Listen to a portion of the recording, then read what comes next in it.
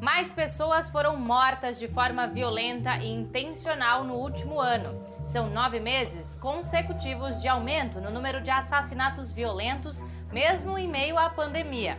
A criminologista Vera Malaguti é a convidada da entrevista central e fala sobre esses e outros dados apontados pelo Anuário Brasileiro de Segurança Pública.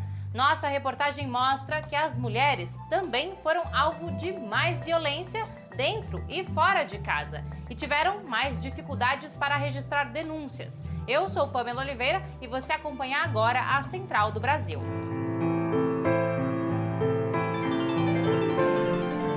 Central do Brasil. O Brasil é o único vizinho da Bolívia que ainda não cumprimentou o recém-eleito presidente Luiz Arce, do Movimento ao Socialismo. No ano passado, o presidente Jair Bolsonaro foi um dos primeiros a reconhecer o governo não eleito de Janine Áñez, fruto do golpe que retirou Evo Morales da presidência. O editor da newsletter Ponto, Miguel Stedley, avalia o resultado da eleição boliviana. Embarque imediato.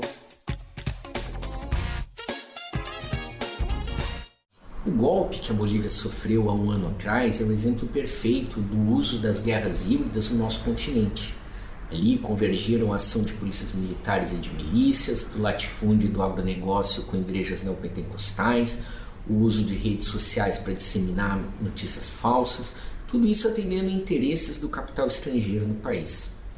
Por isso, a vitória eleitoral do MAS é inspirador para toda a América Latina, mas ela não se reduz ao campo eleitoral, ao contrário. O mérito do MAS é resultado de um ano de luta e resistência do povo boliviano contra o golpe e que custaram centenas de vidas entre mortos e desaparecidos. A lição que fica para o povo brasileiro é que o fora Bolsonaro, barrar o fascismo e o ultraliberalismo só será possível com a combinação de todas as formas de luta. Ou seja, precisamos vencer no terreno eleitoral, mas isso será resultado de um movimento popular, organizado e em luta. Só assim nós poderemos barrar o fascismo e o ultraliberalismo, como nos deu o exemplo do povo boliviano nesse final de semana. Com a aproximação das eleições municipais, candidatas e candidatos apresentam propostas diferentes para o transporte coletivo. As medidas que priorizam os interesses privados podem encarecer o serviço. Afonso Bezerra traz mais informações. Trilhos do Brasil. A deficiência do transporte público nas grandes cidades é um problema histórico. Insegurança, tarifas altas, frágil infraestrutura e falta de transparência dos contratos com as concessionárias do serviço são os pontos principais desta engrenagem fragilizada. Gustavo Serafim precisa usar ônibus para se deslocar até o local de trabalho.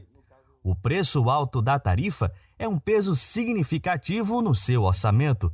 Não é à toa que, de acordo com pesquisa feita em 2019 pelo Instituto de Estudos Socioeconômicos, ela representa quase 90% do custeio do sistema, deixando em segundo lugar o investimento público, responsável por cerca de 10%. O tanto de coisas que eu conseguiria fazer com o dinheiro que eu gasto em ônibus, né, e metrô, a gente nem imagina, assim. Só para ter uma ideia, em São Paulo tem uma pesquisa que saiu que o pessoal falou que muita gente deixava de fazer consulta médica porque não conseguia pagar a tarifa de ônibus. De acordo com especialistas, o tema do financiamento do transporte público será central no programa de governo das candidaturas nas eleições municipais deste ano. Algumas capitais vivenciam a implementação da dupla função do motorista e a preocupação com a diminuição de passageiros em virtude da pandemia. Como grande parte dos recursos vem das tarifas, as empresas e os governos estão em profundo estudo sobre modos de subsídios. Rafael Calabria, coordenador de mobilidade do Instituto de Defesa do Consumidor, o IDEC, revela como este tema será incorporado pelas campanhas eleitorais das cidades.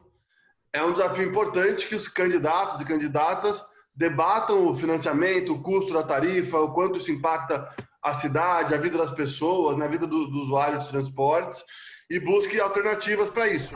Você conhece a cultura cyberpunk?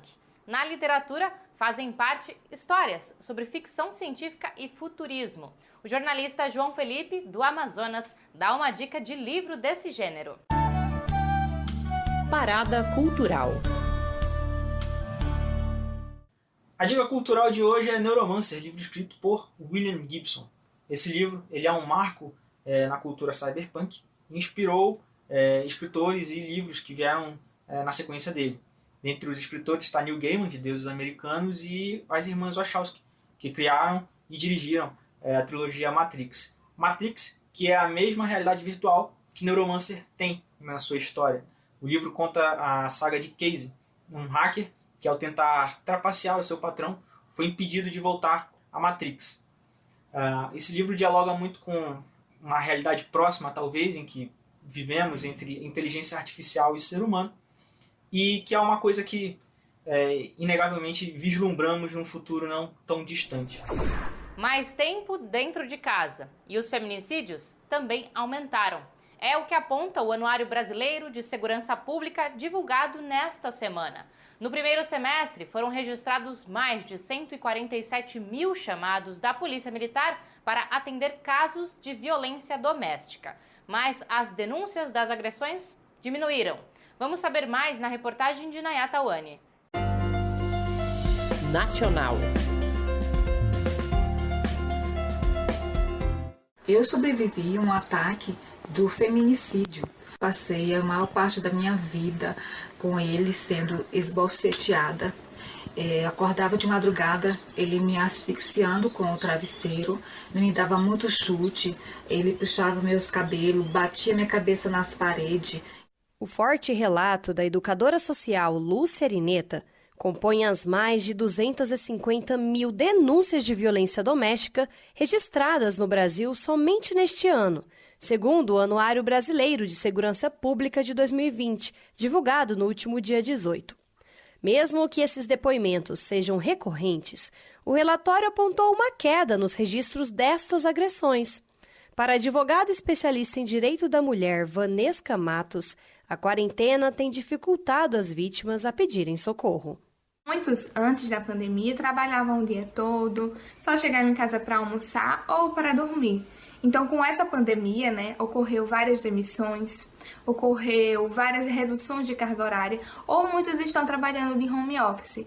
Então, eles estão mais dentro de casa, estão restringindo mais a liberdade da mulher, não estão permitindo que essa mulher saia, não estão permitindo que essa mulher tenha amigos para poder fazer essa denúncia. No mês de agosto, o Congresso Nacional sancionou uma lei que considera o atendimento às vítimas de violência doméstica como serviço essencial e que não poderá ser interrompido durante a pandemia. Renata Albertin, diretora executiva da ONG Mete a Colher, que auxilia vítimas de violência doméstica, explica a importância de políticas públicas que garantam a segurança das mulheres que estão isoladas em casa com seus agressores. A gente viu que o governo federal ele agiu muito fazendo campanhas, estimulando as mulheres a ligar para o 180, mas, de fato, não houve ações muito concretas assim. O aumento da violência é reflexo do aprofundamento das desigualdades sociais. A falência da guerra contra as drogas, com uma polícia cada vez mais letal, fez aumentar o número de jovens negros mortos, tanto entre os civis como entre os policiais no último ano. A criminologista Vera Malaguti conversa sobre o assunto com Jonatas Campos. Entrevista Central. Hoje, nossa entrevista central conversa com a professora Vera Malaguti. Ela é professora de Criminologia da Universidade do Estado do Rio de Janeiro, a UERJ, e secretária executiva do Instituto Carioca de Criminologia, o ICC. Nós vamos falar sobre aspectos do Anuário Brasileiro de Segurança Pública. Professor, obrigado pela sua participação. Tanto as vítimas da polícia quanto os próprios policiais mortos têm um perfil majoritariamente de homens negros. O que é que a senhora pode falar sobre esse dado? Tanto homens negros e jovens negros são vítimas de uma política de segurança falida? Olha, quando a gente olha ao longo do tempo a história do Brasil, e ver como a polícia brasileira foi formada exatamente para, vamos dizer, reprimir, né, as potências negras, né, desde o tempo da escravidão. Você pega uma cidade como o Rio de Janeiro, que foi uma cidade africana num certo momento, você vê que a nossa matriz é uma matriz de violência policial e, ao mesmo tempo, de uma violência dirigida aos pobres e aos resistentes, né? Então, eu diria o seguinte: será que essa não é a política funcional nessa fase do capitalismo? Porque a gente fica discutindo polícia como se fosse uma tecnicalidade, não como se fosse algo político. E a questão da segurança pública é central hoje na gestão do capitalismo contemporâneo. Então, eu acho que, será que não é funcional? Essa é a grande pergunta, porque nós estamos há tanto tempo com o mesmo paradigma e isso não mudou até hoje. É uma permanência histórica. Professora, o anuário indicou uma redução no número de assassinatos, porém, um aumento no número de mortes violentas. O que a senhora pode comentar sobre esse dado? Porque é o seguinte, o Brasil faz o subterfúgio de trabalhar a letalidade policial como algo deslocado das estatísticas de homicídio. Então, às vezes, no Rio de Janeiro você tem isso. No Rio de Janeiro, essa semana, a polícia matou só numa operação 15 pessoas no sul do estado, né? Então, essas pessoas, esses 15 registros não vão entrar como homicídios, vão entrar numa chancela diferente e tal. Então, eu acho que é um artifício para que a gente não tenha consciência de que a atuação da polícia no Brasil, dentro de um paradigma de guerra, principalmente de guerra às drogas, produz uma letalidade que não é contabilizada como homicídio. A senhora falou aqui das mortes policiais, esses 15 mortes, e outro dado do anuário é que houve uma tendência de aumento das mortes de intervenções policiais. Isso também tem a ver com o aspecto social brasileiro ou com uma permissividade da atual política brasileira para matar?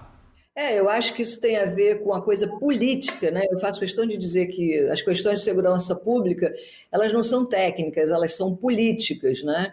Então, nós estamos vivendo um momento onde a brutalidade policial é admirada, é aplaudida, né? Isso se dirige aos pobres nas cidades, se dirige aos povos indígenas, se dirige aos trabalhadores sem terra e aos resistentes em geral. Mas isso é uma política, né?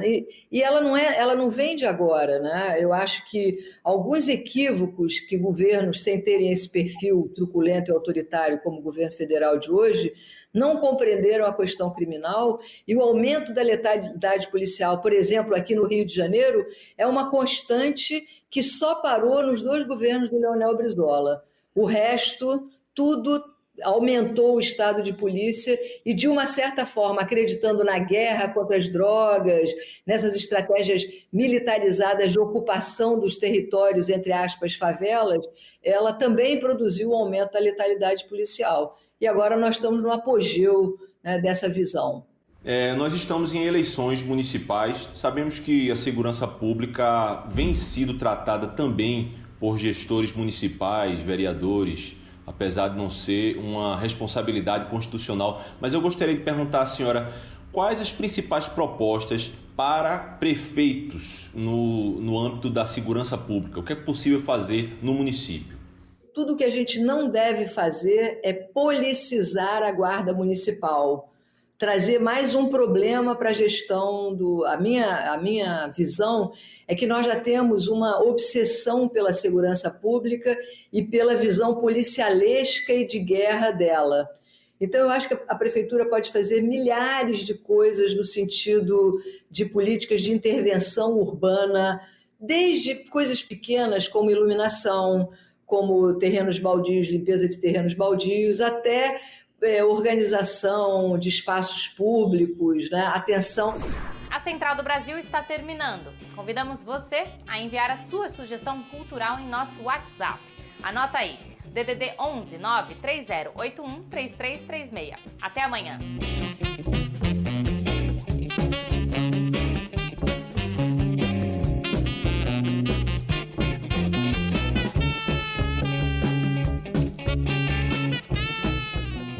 Central do Brasil, a rede de comunicação dos movimentos populares.